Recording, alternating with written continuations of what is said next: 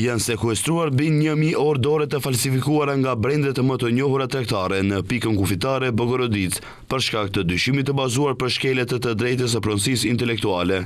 Drejtoria e doganave njoftoi se mallrat janë bllokuar dhe është filluar një procedurë për të përcaktuar origjinalitetin e produkteve. Gjatë një kontrolli të mallrave të deklaruara për tranzit në pikën kufitare Bogorodic, u sekuestruan gjithsej 1158 orë dore me markat e mbrojtura tregtare Rolex, Boss, Armani dhe Tommy Hilfiger.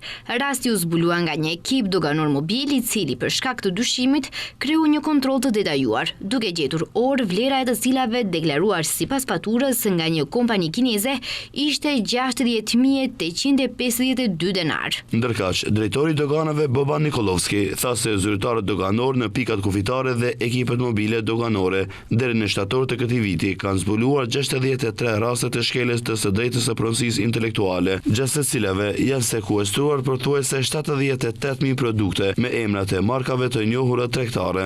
Nga to, në 37 raste, tashmë është konstatuar se bëhet fjalë për falsifikime të gjithsej 27.329 produkte.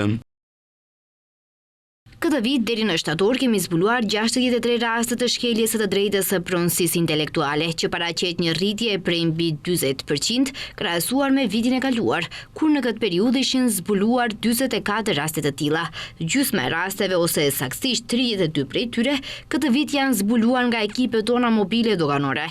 Këto rezultate konfirmojnë qartë përpjekjet tona në luftën kundër tregtisë me falsifikime.